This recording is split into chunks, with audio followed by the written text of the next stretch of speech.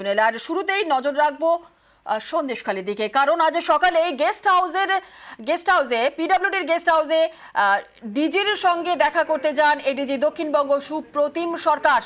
আজ সকাল 8:20 নাগাদ এডিজি দক্ষিণবঙ্গকে সঙ্গে নিয়ে সোজাসুজি ধামাখালির উদ্দেশ্যে রওনা দেন ডিজিপি রাজীব কুমার। ধামাখালি পৌঁছেই তারপর তিনি গাড়িতে পৌঁছান।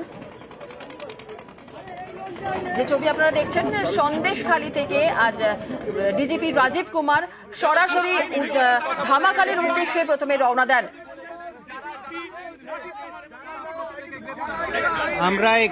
আমি এখানে এসেছিলাম আমাদের ফোর্সের সঙ্গে কথা বলতে। আমরা যে আমাদের দিক থেকে যে করণীয় আছে সেটা ডেফিনেটলি করব। মানুষকে যেটা আছে আমাদের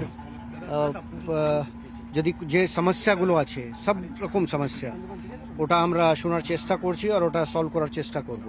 আমি সকলকে কাছে এটাই অনুরোধ থাকবে আমাদের সঙ্গে যেন সহযোগিতা করে, যদি আমাদের মধ্যে কোনো যদি ওদের অভিযোগ থাকে নিজের হাতে আইন কেউ যেন না নেয়। আর আমাদের সঙ্গে যদি কারো কিছু বলার থাকে, সমস্যা থাকে, আমরা সবসময় প্রস্তুত আছি, সবসময় ওটা ভালো করে দেখব। Thank you. DGP Rajeev Kumar তিনি যেমনটা বলছিলেন যে মানুষের অভিযোগ শোনা হচ্ছে, পুলিশ সহযোগিতা করছে, আইন যারা ভেঙেছেন তাদের কঠোর ব্যবস্থা নেওয়া হবে। আমরা এই বিষয়টা নিয়ে আপডেট নেব। আমাদের সঙ্গে রয়েছেন আমাদের প্রতিনিধি অমিত, আরো বিস্তারিত বলবে অমিত।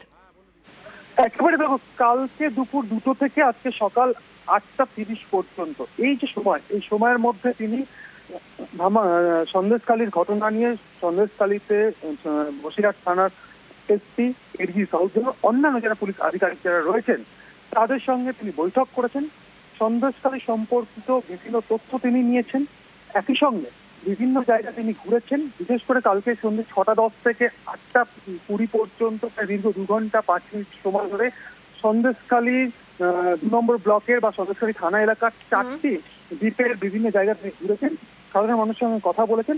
এবং আজকে সকাল তিনি যখন সন্দেশখালী ছেড়ে চলে যাচ্ছেন তিনি স্পষ্ট করে দিয়েছেন যারা আইন হাতে নিয়েছেন, যারা আইন ভেঙেছেন তাদের প্রত্যেকের বিরুদ্ধে কঠোরতম ব্যবস্থা নেওয়া হবে, অর্থাৎ পদক্ষেপ নেওয়া হবে। এবং একই সঙ্গে তিনি সাধারণ মানুষের কাছে তিনি আবেদন রেখেছেন যে যাদের যা অভিযোগ আছে তারা যেন প্রত্যেককে পুলিশকে জানায়। সেটা জমি সংক্রান্ত অভিযোগ হতে পারে, সেটা অত্যাচার সম্পর্কিত অভিযোগ হতে পারে, সেটা নিপীড়ন সংক্রান্ত অভিযোগ হতে পারে। কারণ সন্দেশখালীতে তিনি স্পষ্ট করে দিয়েছিলেন বেরোনোর সময় যে অনেক অভিযোগ আমরা পেয়েছি, অনেক অভিযোগ আসছে।